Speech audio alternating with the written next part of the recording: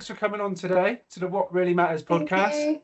I've been looking forward to talk to you for a few different reasons, and I think this will come up as we speak. We just spoke off air about whether we met before, and it was online, wasn't it? We've spoken a few times.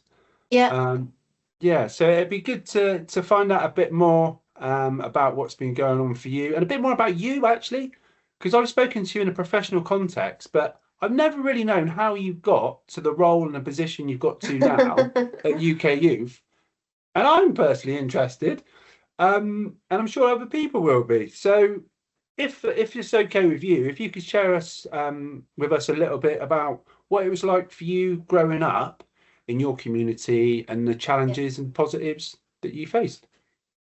yeah, definitely. Well, thanks so much for having me. Yeah, it's really great. And it's really great that you're like taking this time to, I guess, share people's stories and like give opportunities for people to learn. I think it's great.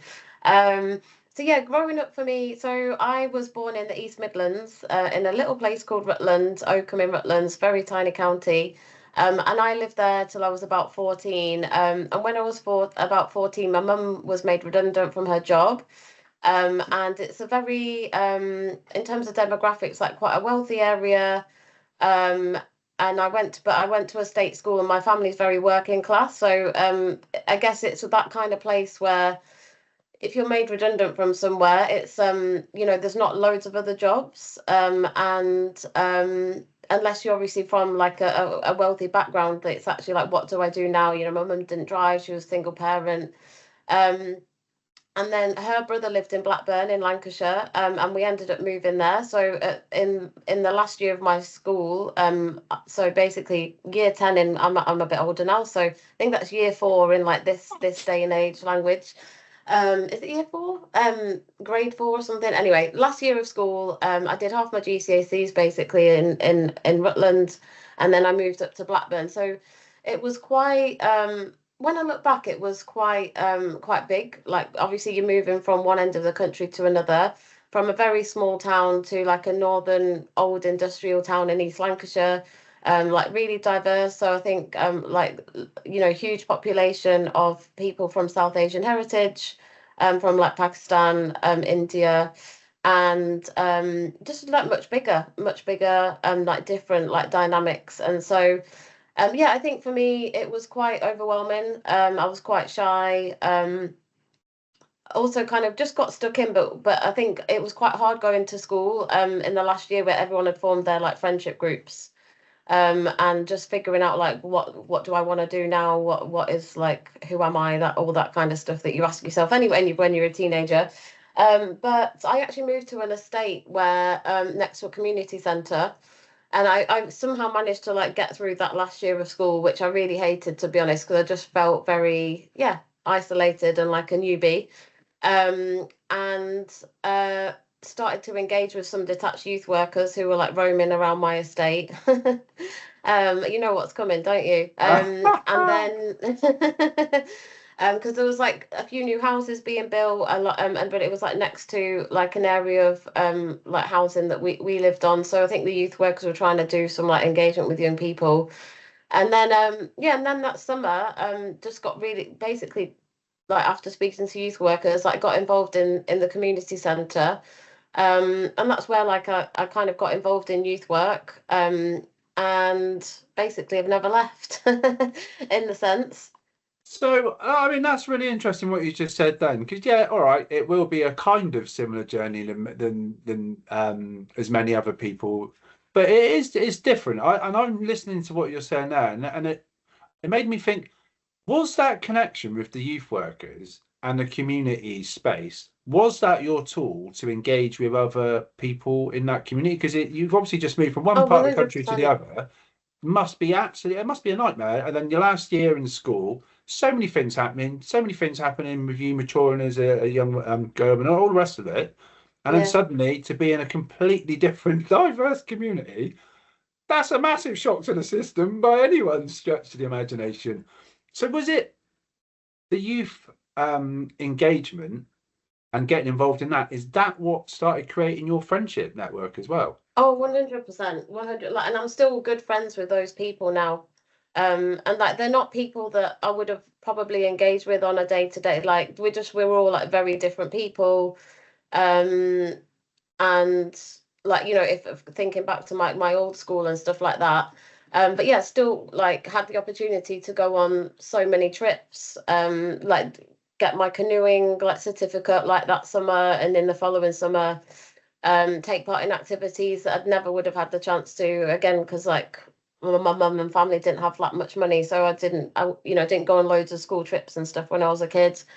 um, and just got really involved like with the wider youth service. After a short amount of time, I then joined the like got involved in like the UK youth parliament stuff. I wasn't a youth MP, but there was Blackburn did quite a lot around like youth democracy and youth engagement, and we had a youth forum, and that's where I started to make like really good friends from like different cultures and different religions, different races. And yeah, it was just like it was that youth engagement that like formed my friendship group at that time. And I think back and like if I didn't have that, like what would have happened? Like, and you don't know, do you know what I mean? Like but I it was quite hard like moving at that time. I didn't really make any friends in my last year at school. um I probably would have gone to college and like muddled through, do you know what I mean? But like it's definitely like enhanced my opportunities, and just the people I met as well. Like I wouldn't have had that opportunity. Well, yeah, it's definitely opened doors. I mean, I don't know exactly what experiences, but from the little that I do know, it must have opened doors to experiences you never would have, experienced. Oh yeah, Yeah. no. I remember standing in the town hall having to give a presentation to local councillors at like, age 16. Like honestly, I was really shy. Like that I can pinpoint what I do now almost to like, because my mum's like, how can you stand up and give presentations and do this? And I know it's from doing that and like being allowed to like get it wrong and like mumble and, do you know what I mean, have that youth worker support, and then you just build that up over Mm. time. We also like fundraise for our own sailing trip like on the northeast coast. Like things like that, just sort like opportunities that you get like through support with youth workers. It's huge that experience of those times. I mean, I've got two questions to you really that comes off the top of my head. We're going to go off off piste a little bit, but there's no shot there. Um, I wonder then, so you were talking about the fact that you got into youth work pretty much as soon as you got to Blackburn and how that helped you form friendships and probably experiences and got you into the career you're in now. But before that moment, do you feel like you had your voice heard as a young person? Was that, talk us Ooh. through what your experience was before the youth work kind of scenario. Like through talking to my mum, like I know, for example, like when I was really young, we lived in these like council flats, and like there'd been like loads of like misrepair to or like no repairs done to like benches. It was like really dangerous. Like the playground was really dangerous. And I think we were about 10. And there's a picture of me at the front with this group of children, like basically saying like the council need to do something about it. Mm. And so my mum was like, so you're always like a bit of an activist sort of thing, like because my background is a lot in like youth participation, supporting communities to have like get Mm. involved in activism and things like that. So I think that's probably always been in me from like my mum and like my mum's family background. My granddad was a miner, and like, it's just like, when you have that like family background of like, you know, sticking up for people's rights and social justice and that kind of thing. But I don't know if I'd ever like, apart from that occasion, I don't know if I'd ever like had my voice heard. I also have a long-term health condition. I'm type 1 diabetic, and especially through my teenage years, I felt the complete opposite because I struggled quite a lot, and I didn't feel like they understood or like listened to me, like in terms of like healthcare professionals. And so that was quite a difficult time. So I'd say no, probably not. It's interesting, isn't it? I mean, and the other thing Mm. as well that I thought when you were talking was what kind of what period was this? So when you suddenly you met with those youth workers that had been detached and you started engaging in the community centre and then the wider different opportunities you touched on, was that at a time when there was a youth service? Was that when Yeah, there was the youth clubs? I mean, I make it sound like the yeah. golden era, but you know what I Yeah, mean. no, it was like, yeah, just it was like the golden era. So I don't mind showing my age, but I'm 39, and I was 14 when I moved to Blackburn, 15 when I kind of got engaged with them. And so I'd say between the ages of like 15 and like 20, I guess 22, 23 is like where it felt like there was a lot of opportunities. And I actually went because I didn't know what I was doing at college, and like restarted my course, and ended up going to do youth work. So I did my degree quite early, when I was like 19. So I finished that when I was 22, and I went into a full-time job, and within that year got made redundant, and that's when like all the cuts started to happen. So that was probably then, how long ago now? Well, yeah, like 16 years ago something. And then obviously it's gone downhill since then, hasn't it? Yeah, no, no, it has. But yeah, I feel very really grateful that I honestly, because I met so many people I knew in Blackburn, like had access to youth work. Like the youth service was like really well resourced, and the voluntary sector. Like I engaged with like a local authority youth club, but there was like a thriving network of lots of organisations. The opportunities and the places that I went, if I was that young now, I wouldn't have the chance to do that. No way. No, well, I mean, yeah, that's what I was thinking, but not, Yeah, obviously we don't know, do we? We don't know what voluntary sector organisations are still doing stuff in challenging times, and there are lots out yeah, there. I mean, it'd be interesting for you to answer though. This again is just something that's come into my head. It's like a lot of the people that we have spoken to, that aren't from Bristol, particularly in the youth work world, are people that have been, and you've been doing this for a long time as well, but people that are, probably coming to near the end of their careers and they've been doing this all their life. And and there's lots of talk about the youth service and things like that. But knowing what you know now, working in the voluntary sector with UK Youth and working with and going through the youth service kind of situation when you were younger, what do you think would provide the best support for young people growing up? Be honest. I know it's not going to be any dig at UK Youth if it is. Oh, that service is, you know, whatever your answer is. It's just an honest response, I yeah, guess. yeah. So I think for me that I think something that we miss now is like choice, and so I don't think that there should be just a one size fits all. A bit like when you get to an adult, there's like, I mean, there's not as many areas for support, but in theory, like, there are different people that you can speak to, there's different kinds of activities that you can engage in. And I just think for young people, like they don't have that now. And we often even think now, like, oh, is there a youth club in that area? Yeah, oh, that's fine then. But well, no, like when I was growing up, like we had various types of activities, whether you were into sport.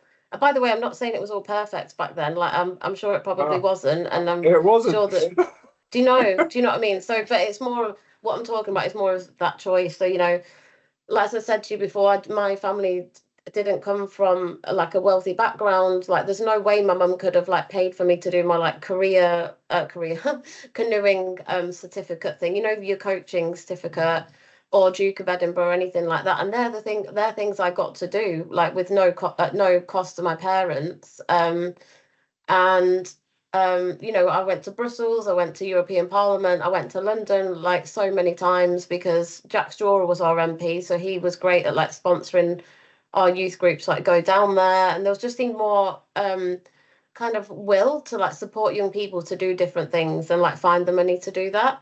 I just think now, like, I don't think that young people have the same choice in terms of types of activity. So yeah, in terms of support and like what that needs to look like now, I think we need to make sure like young people are engaged in like helping us to design what that looks like. I don't think it's one size fits all, and I think there needs to be a range of activities and also types of youth workers and professionals who support young people um, from like different backgrounds and like different cultures, so that young people can see themselves like in them professionals. And I think probably as a sector, we still need to do a bit more work on like how are young people engaging in digital spaces, and how do we engage with that a bit more, because like that's where they are. And I think we just need to think, how does that fit into our world as youth workers as well? Yeah, no, I agree. I mean, I feel like we're going to go deep dive right into it now if I follow this line of questions. But no, I mean, it's interesting what you say. I mean, what else do you think really needs to change then at this current time? to bring those opportunities, wider opportunities for young people that we know that they deserve and they don't currently have? Yeah. Is that, like just broad brushstrokes? I don't want to kind of. Yeah, I mean, more investment or like more investment. I don't think the money just solves everything because I think a lot of it is also about how we organize ourselves, how we're listening to young people and like helping them to design, getting them to design services. I think like that's the flip side of it. But the reality is like youth organizations, and you may be able to relate to this, but are like they struggle with unrestricted funding, long-term funding, which means that in a leadership role in them organizations, it's really hard to like look up and see what those where those other like grassroots are from like, to help you spark new ideas, to help to get you to think about like what your workforce looks like and training and all of that stuff. And so that's like one of the things that needs to change, really, like the investment into youth work. I think also what we've had for the last 10 years is that youth work has been very targeted. So the workforce that's coming through now, like perceives or has experienced youth work in a really specific way, which is actually more like output driven. For example, like I'm delivering this program or doing this thing rather than what I would say is like youth work principles, like and outcomes led. Do you know what I mean? So like if you take it right back to what youth work is about in terms of supporting young people's emotional and personal development, like moving them from like A to B in terms of like helping them figure out, where their place in the world and expressing themselves, and then like finding opportunities that like support that. The last 10 years it's been very like has to meet this like specific thing. So you've got a whole workforce who's like used to working in that way. I mean, oh, sorry. No, yeah, I, that's it. I just from what you were saying then, that rings true big time in the reality of small youth and community work organisations. No, Yeah, no different than grassroots communities and the millions others across the country. I guess the thing that kind of made a lot of noise in my head then was the fact of I mean, as you know, we spoke again off air about leadership programs. There's more to it than that, but just to be quick to yeah, explain yeah. it, the gap programs. We got loads of young leaders that have gone through a series of different projects. They've learned lots of different skills of life. They've impacted on other people's lives. They've realised opportunities based on their passions, and the vast majority of them, even if the opportunity they've realised is nothing to do with youth and community work, a lot of them will want to be involved in some way. But there are a number of them that do want to be part of basically being a youth worker. But the full-time Yeah, opportunities for those young people don't really exist because it's so difficult to survive in this climate. So you've got people that have been through an experience, which, a year long, 2 days a week is pretty intense. And it is actually the soft skills and the delivery skills, which you don't always get from the traditional route of level 2, level 3 degree, which you've done, I've done, and millions other people have done. And it's just painful to see them have to go into other sectors and do other things because the opportunities don't really exist here. On top of that, you've got the challenge, and it's no one's fault. Well, I suppose you could argue it is some people's fault, but we won't go down that road. Um, that you're only as good, the biggest investment, you're only as good as the staff that's delivering the work. And if those staff haven't been invested in with that career development and learnt from those other exactly. people with the exactly the path that you've spoken about, the path that I can speak about and others can, of learning practically while seeing and doing with other people that have been doing this their whole life. There's a huge section of 15 odd years and a number of, really experienced workers. And yes, there would have been some that are rubbish, but the thing is, you learn from them as well, don't you? That is gold dust, and that gold dust just doesn't exist in the same way. And I feel like there's a massive reboot coming, and and I hope this government is going to do it because if they don't, I'm a little bit worried about where it will come from. Yeah. I think the investment in the workforce that really needs to be a priority, because I think that's the only way that you're going to drive like the sustainability of like the sector like in the longer term, and we can keep pumping money in for like delivery of programs for like capital projects, but like it's just such a like you can't do that without the right people like driving the work forward. And I think I'm hopeful that that is being recognised. But yeah, that's something we all need to champion for sure, definitely. Yeah, I agree, and I'm not sure if it is being recognised because I always see big amounts of money going towards buildings, and as you just explained, and as we know, the biggest resource we've got is the youth workers, and then those young leaders going through a system of support to then become their versions of us and doing the things that matter for young people when they're in those roles. So. It is definitely challenging. There's loads of good work going on, but I do agree a lot of it is very targeted, and it's not like those days we just delivered Youth Gap that didn't go so well because we're working with young people that literally have never experienced youth work. They've never Yeah. been in a youth work setting. It's so alien to them. A lot of them have been kicked out of school and various other issues and things going on. The time it would take to really engage them and get them into a point where they could really kind of work towards realizing social action opportunities based on their interests and passions is not a 12-week program. Do you Oh know no, what I it mean? needs more like But 12 months. exactly, and that's the trouble that isn't necessarily recognized. And sometimes, because of the amount of time between what you were talking about when you were growing up, I'm not sure it's even recognised by council workers and funders because they've never seen it or experienced it. Exactly. Yeah, yeah, yeah, yeah. But luckily, there are people like us and many others that are banging a drum. Yeah, So, and there are. It's just making sure that we keep like not keep hold of people, but like even people who've been experienced youth workers and gone on to do something else, like where are they and like how can we, you know, make sure that we're asking them to like champion the cause and like share that practice in wherever they are now. I can imagine just from the stuff that we do, we always get people that were brilliant that used to work in the sector that have gone off into other things that come back and deliver one session a week, two sessions a week, just because they're passionate about what we do and supporting young people. And I bet you, if there was actually a system that was confirmed and concrete that really could offer full-time, roles in the pay that people deserve, you will be able to reconnect and bring back some of those experienced bright minds, blah blah blah, that have previously Yeah. were part of this, and the ones that weren't very good, they wouldn't be employed anyway, would they? Yeah, that's something that we're looking at UK Youth, a program that I've been working on, called Youth First, which is like how can we, oh sorry, that's my alarm.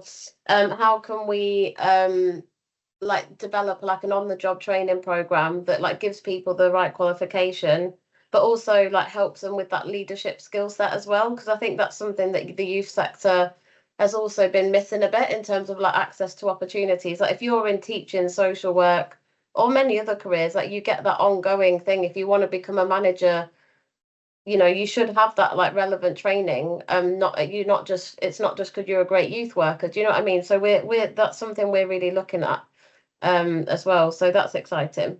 Let me please offer out the olive branch at this point. The impact reports that we've got with year long gap, mini gap, is what you're talking about. And don't get me wrong, there'll be things that could be improved, and there might be things that would be different and would work better in different places and spaces. But if you want to look at that and you want to involve us in that, that is Yeah, exactly that'd be what's been great. created. It's the ongoing pipeline which we struggle with once they've got those skills. But I mean, it's all part of the story, isn't it? And Yeah, definitely. it's interesting to hear. So yeah, do reach out if you want to find out more about that. But I want to find out more about you and your career. So it sounds like I can see you've kind of young person, you're involved in your local youth space, youth club, and then you started doing various different things. Just quickly, what's your role now? As in, what's your job now? And then take us through your journey of your career up to now.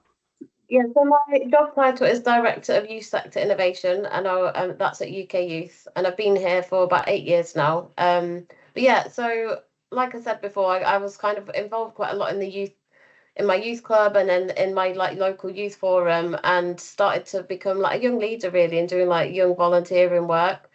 I went to college and did graphic design. but I don't know. I think I just like picked something because I needed to pick something, and then because I was getting more involved in the youth club, um, my youth worker at the time actually, because I was like, I need to go and do something.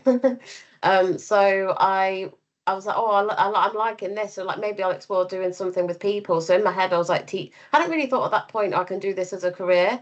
So I was thinking Mm. teaching social work, and that was a BTEC course, and had to do placements. And so when I was like 17, 18, I did a placement with the youth service, one at Night Safe, which was our local like homeless charity for young people, and then some work with adults with learning disabilities. And yeah, just absolutely loved it.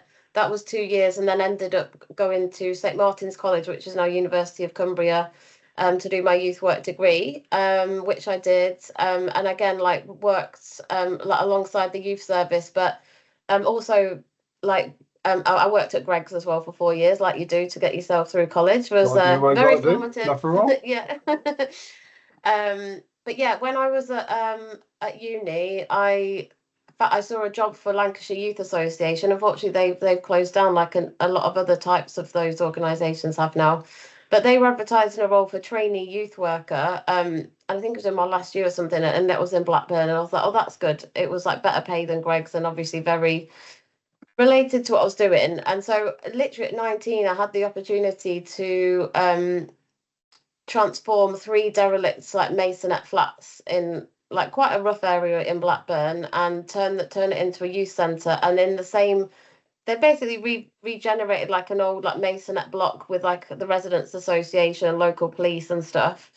And I just think, oh my God, like I was really young at that time, and Amazing like experience. someone like trusted me to like do this. And so had to raise money. Obviously I was paid, but I had to recruit volunteers. The main like demographic in that area of that age group was young men. So like I worked a lot with young men at that time. And I just think when I look back, I'm like, oh my God, I was like 19, 20. Do you know what I mean? It's young, it's still really young.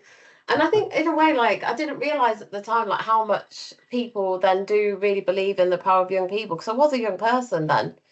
And I think that gave me so many skills in terms of fundraising, like buildings, working with the police, resident association. They were all harder things really than working with the young people. And then, but yeah, then after that, that was like a 2 or 3 year post, and then I went to work for the local authority full time, and like led on like, do you remember youth opportunity funds, youth capital funds back Yeah, in the yeah. day? So I like did all that stuff. And then like the cuts started to hit, so got made redundant, and that's when I moved into the voluntary sector. So I managed to get like a few various roles in the Northwest, but I worked at Bolton Lads and Girls Club on the first NCS program pilot, um, and like worked for places like Brook, Be Inspired, a few other like health charities along the way. So it was, yeah, definitely in my early to late 20s, I was like literally on like 6 month, 12-month contracts, because that's just how it was then, wasn't it? And then yeah, I met my partner on holiday, and then he's from London. So in my late 20s, I ended up moving down here. I'm in Hertfordshire now, like just on the outskirts. And then, yeah, it worked for mainly then in national charities since then. So I worked for Be Inspired on like the schools program. So a lot of my background's always been in like helping young people or supporting young people to like have a voice and do activism and get involved. But alongside like open access youth work really is like something I've always really enjoyed. And then I worked for an autism charity, ambitious about autism, setting up their youth voice work before I came to UK Youth 8.5 years ago now, which is a long time, Blimey. but like every year's been different because obviously the sector's been through a lot of change. So I started here as a manager, our youth voice manager, and then have done various roles like leading on our like network, like growth and like build, just supporting the like advocacy like piece of youth work really. Uh, Various different roles like working in policy for a bit, um, and really just being that like youth work advocate, because as you said, there's not lots of us around, and it's something that is like really nice to be able to bring. And my role now is obviously like senior leader in the organisation, so kind of grown in UK youth in so many ways. Yeah. Ah! But very externally facing still, and do a lot of work like engaging the network, like leading on some of our partnerships work. And then we're the kind of innovation piece we're doing at the moment is this like youth first program, which is how do you bring in new talent to the youth sector? How can you accelerate learning, but how do you build leadership into that? Um, so working really closely with National Youth Agency and kind of on side other partners, local partners as well. And we're just in the like design phase of that. So yeah, it's been um like a bit like lots of different and learning opportunities at UK Youth because the sector's changed so much and grown so much over that time, and some organisations have merged and we've merged with them. So I've just managed to always kind of have opportunities like continue to develop really. But I feel really grateful that yeah, I'm still kind of able to like youth work is at my core, if you know what I mean. So I'm really grateful to have been able to like have this journey. I'm interested now because I've spoken to various different people, Leah, MIA, and various different people in different places, and to be honest with you, I'm having conversations with people that I wouldn't have normally spoken to. I'm so for people that listen to this that don't necessarily come from the youth work background, UK youth are huge nationally, MIA are huge nationally with regards to there isn't a youth service, but those two organisations do a hell of a lot to kind of support other smaller organisations Yeah. around the country. Can you explain a bit more, maybe about that with UK youth? Yeah. So yeah, as you said, we're one of the national organisations that supports youth work. We believe in unlocking youth work for every young person. We work across the UK and we work through partnerships. So what our role really is to ensure that all young people are equipped to thrive. Like that's our vision, and we believe that the best way to do that is to make sure that every young person has access to youth work. So we do, there's kind of various strands of what we do. We're like an infrastructure body. So we provide like capacity building, support, like advocacy for organizations across our network. And we do that through hearing what people have to say, like making sure that that's fed into like decision makers and like policy makers, like convening people. So we have a lot of like networks and different events. And we have a big program around delivery. So we will co-create a program with young people and youth workers, and then secure funding to then distribute that back out to the sector. So that's obviously all around like capacity building, training youth workers in like new areas of curriculum. So it could be like sports or mental health or employability. And then we give them the funds and the kind of curriculum resources to deliver it in their local community. And through as part of that work, we also do grant distribution. So you talked about Thriving Minds, but we also we've done things like cost of living support where we'll give like unrestricted grants primarily to like grassroots organizations to help make sure that they can keep the lights on. And then we have we're kind of a thought leader in outdoor learning. So we have a big outdoor centre in the New Forest called Avon Tyrrell. Where we recruit like young apprentices, and we use a lot of our delivery there to kind of help make the case for other outdoor learning and youth work practice across the country. And that work's all kind of underpinned by like the research that we do, and then like the policy and advocacy that we do with government and funders to try and improve things for the sector, but also like things more generally for young people. So one of the things we're really prioritising at the moment is how can youth work be part of that bigger conversation with other organisations and professionals. So if you're a young person, what isn't helpful is like having all these like organisations who don't speak to each other and like aren't working together. Um, and like we're really passionate about like how can we help to shape that. So we're doing a lot of work with like education, criminal justice, health, social care to locally and nationally to look at how do we get youth work in as Oh, part of that picture. good luck with wrangling all them together and to get, I mean, crikey. And funny enough, I was chatting to my partner about this, Every Child Matters and all the multi-agency stuff and way back when that seemed to be when things were working a bit better on that front.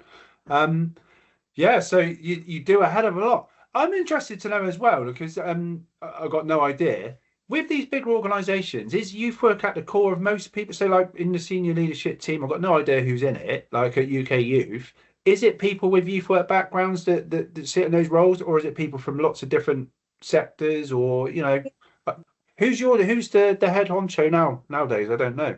Who's Vicky Brown is CEO. She'll be here for the next 8 months. okay? And while we recruit for a permanent, Oh, Vicky's okay. role is, well, she's got a mixed background. I think she originally worked in journalism, but she's worked in the civil society sector a lot. Mm. So while she doesn't have a, like a really deep understanding of the youth sector, she really understands like the role of like infrastructure and civil society, and is really passionate about like young people being at the heart of that. But so on our board of trustees, we have like young people and people with youth work experience. That's really important. And then across our senior leadership team, it's pretty mixed. And I think that's probably because, like you said, the kind of number of people with like mine and yours type of knowledge or experiences is not as much as it used to be. But I think also like that's one of the good things I think that's happened over the last 10 years. Like before that, you might have just had people who were like just youth workers, and actually youth workers can't be everything. And because now organizations have to run like businesses, they have to be entrepreneurial. I think it's actually good to have some of that like mix of people in. But what you do need to make sure is that like that youth work remains at the heart of it. So yeah, so for example, like our chief operating officer, so she looks after all of our finance, HR, IT. She supports her husband's a youth worker actually, so it's kind of like, Oh she's dear, not a she's youth been worker drip fed. herself. She but she also then like supports other organisations who work with young people. My colleague Jacob, who leads all of our research and policy work, has experienced youth work as a young person, so hasn't been a youth worker, but he's also actually a trustee of another youth charity in Bristol. Um, Oh, oh, yeah, off the record. I okay. think that it is, yeah. And then our program delivery director has always been in the world of education. So again, not youth work, but always like worked around and with young people. And then David, who runs our outdoor centre, yeah, obviously like lives and sees and breathes young people every day. And then obviously there's me. So like that I would kind of call like youth work hardcore. So Yeah. like bring it into that. But I think it feels like a good mix of people.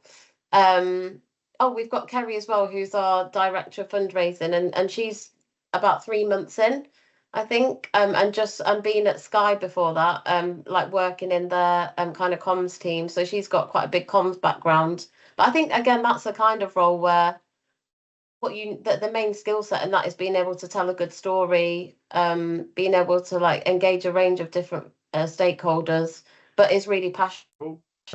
Oh, So yeah, I think anyway, that's our team, our senior team.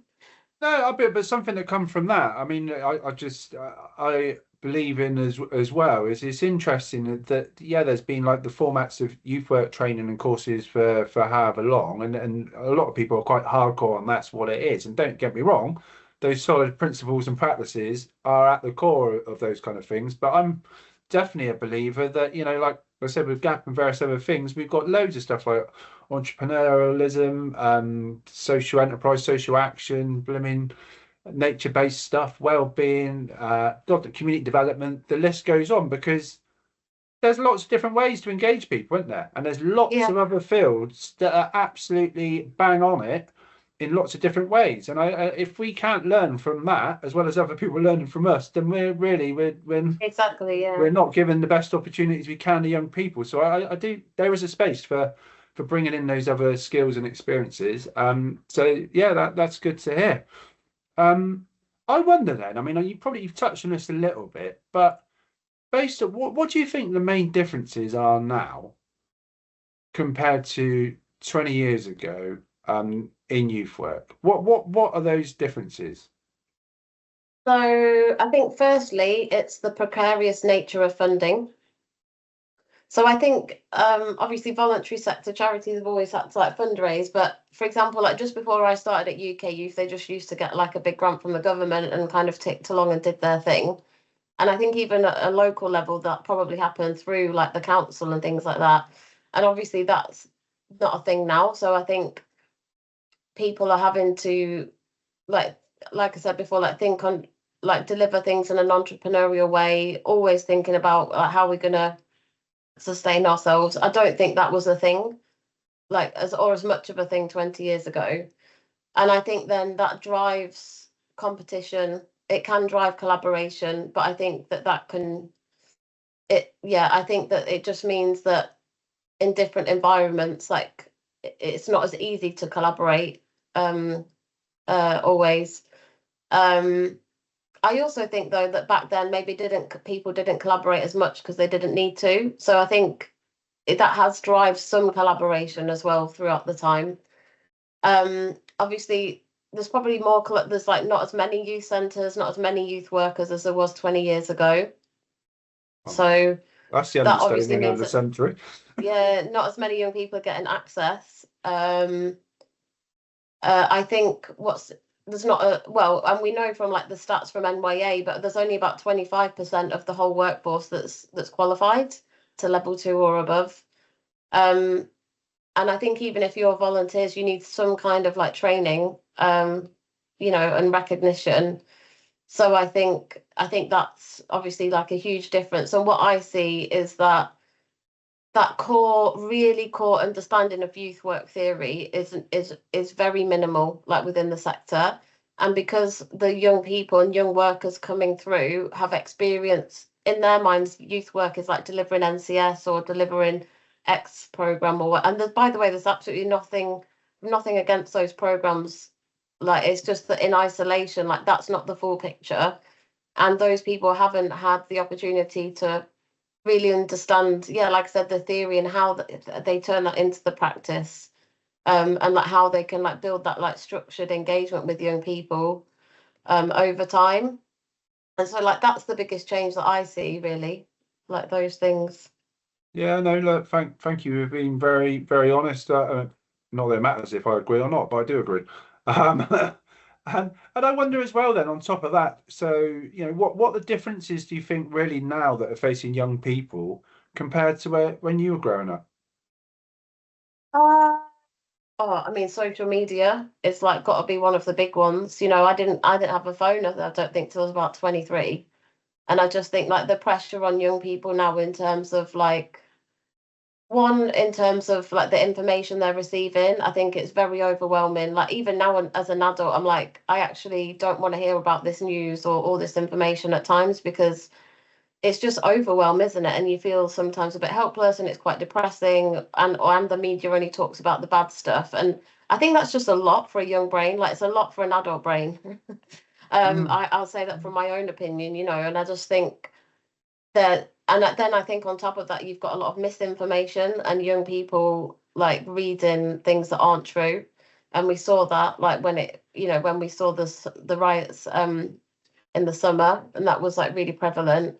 I think also like the kind of mental health pressures that come with social media sometimes in terms of like feeling like there's expectations to look or be a certain way. Um, so I think like that's obviously very different to when I was growing up, and also this thing of like everything's recorded and evidence like forever, and I'm glad I didn't have that to worry about when I was growing up. Again, agreed. I mean, it's interesting because it doesn't help. This isn't just young people; it's anyone. All the evidence is out there. It doesn't help anyone's focus to be constantly on a screen. It doesn't help you see the No, rise in mental health since the mass kind of use of screens with young people yeah, as well as adults. Not to say that it wasn't there beforehand, but it seems to be charted as increasing since people have been having mobile phones, all these kind of things that are kind of they're yeah, commonplace now. And I know you said about how yeah, we need to somehow work out ways to positively engage young people that are using these things. But in yeah. some ways, it's just like it's brutal, isn't it? Because it hasn't really, in a lot of ways, it Brutal. hasn't helped anyone in society. And then we're having to No, work. I mean there are really good things that like Yeah, technologies, but I think it's improved access to information. It's improved probably access to things like healthcare, like rights and stuff like that. Some young people if like you look in the connect with right others place. online, and they wouldn't have had that, without kind of being on online forums, thinking of things like in the gaming community and stuff like that. But it's just like how do you support young people to navigate that? Like, and I just let's say it's a lot. It's difficult, isn't it? Because like you Yeah, can access lots of great information, but the trouble is, if you're like all of us, not just young people, but you when you're in that bubble, you get the information that's connected with you and your bubble in that yeah, algorithm yeah, and all the rest of it. So, if yeah, that algorithm is tilted towards whatever it might be, and those young people don't have that support of those trusted adults, which is, youth work and various other things, then a lot of yeah, that information could be negative. So yeah, there's yeah. positives I and think, negatives. Yeah.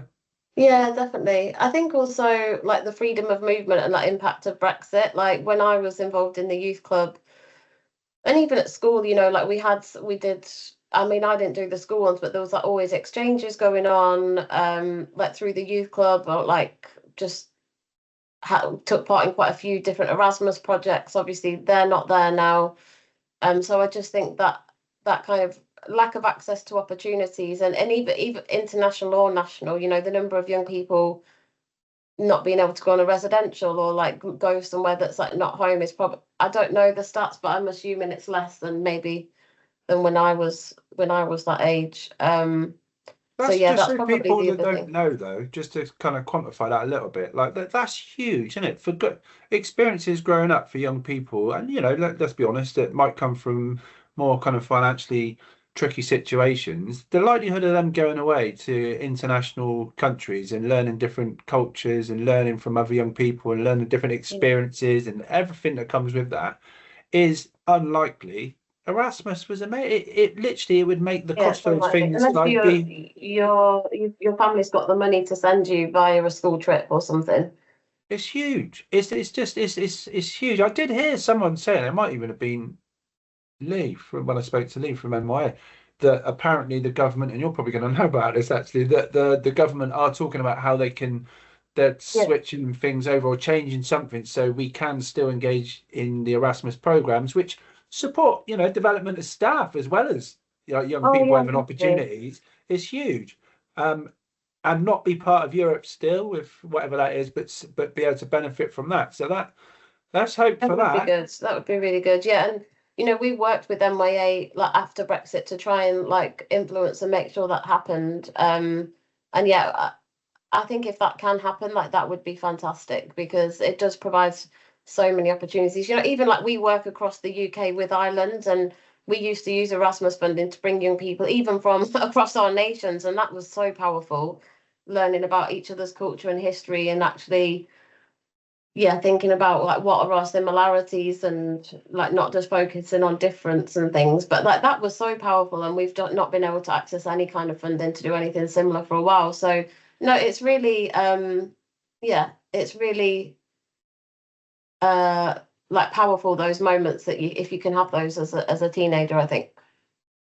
Yeah, and I guess like this question as well. I think you would have touched on it a lot in some of the other things you're speaking about. But now, now, how do you think youth work could be best placed to support young people in communities in today's society? Oh, I mean, I think it's needed now, like as much as it's always been needed, but it's like vital. Like we know, like we've done so much research, like it improves health, like education, people's work chance, like work life chances as they like transition to adulthood.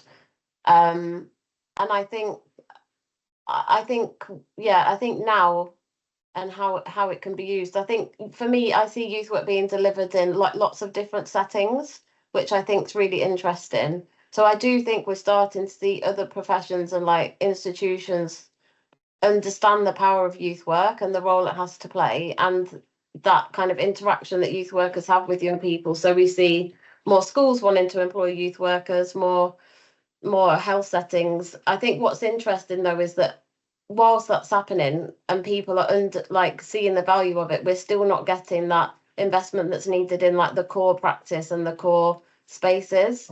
And I think for me, like this new government, I think does understand and believe in that. I think the challenge now though is like like where is the funding going to come from to do that in every community?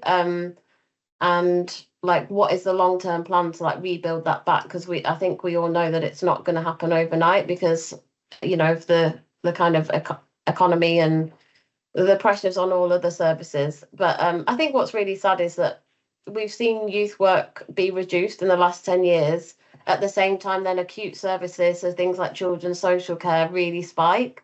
And obviously, that it's not just youth work is like not the be all and end all for everything. Like we know that it's like part of a bigger ecosystem, but there is clear evidence that shows when you pull out youth services in a local community, like violence increases and these other services are need, and so it's just all part of this bigger picture. But yeah, I think the introduction of the National Youth Strategy and some of these new initiatives that are coming in, I think could be really powerful, but they need to be supported by like good investment.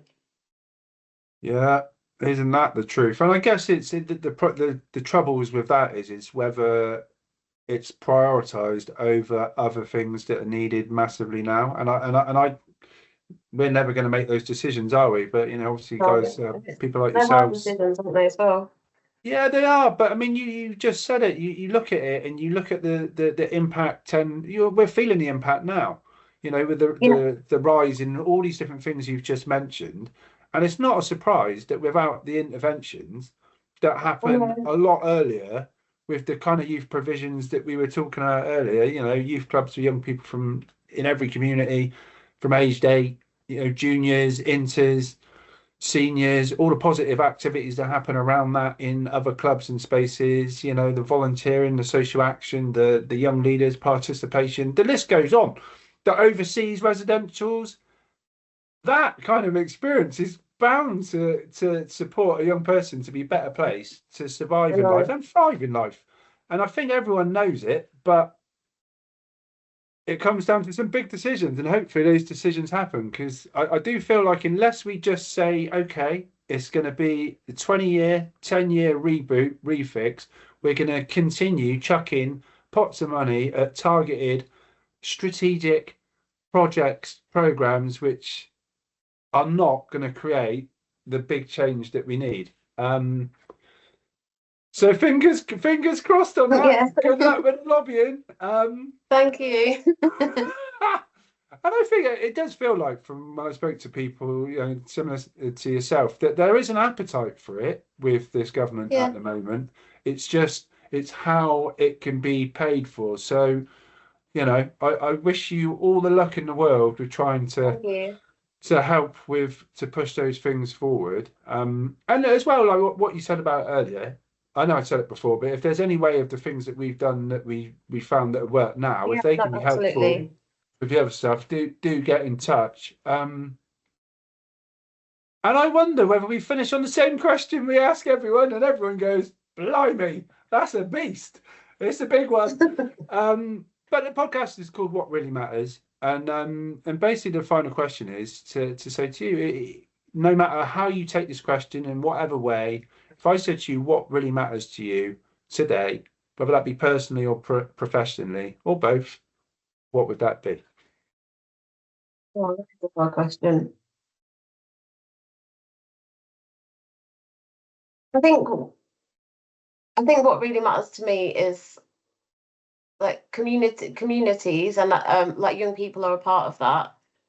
Like know what they need and they I think what matters to me is like supporting them to be able to like do what they need and would like for their community. And I think the role that youth work plays in that is like absolutely vital. And I think sometimes it's easy for even like national organization be like this is what we're doing, this is what's needed. But actually if you give people that opportunity to like come up with solutions, they will be the right ones often like for their community. And I think for me that's like what really matters. That people have that opportunity and like with young people at the heart of that to like design what that looks like for them. Sounds good to me. It worked for you when you were growing up, and it's worked for many Exactly. others. We don't need to refix everything if we know what has worked. Thanks for coming on, Kayleigh, today. Thanks for Thanks so being so much. That was honest, great. and sharing everything that your experiences that you've been through. And I look forward to catching up again another time. And Yeah, yeah, Take care. That sounds great. Thanks so much for having me. It's been really fun.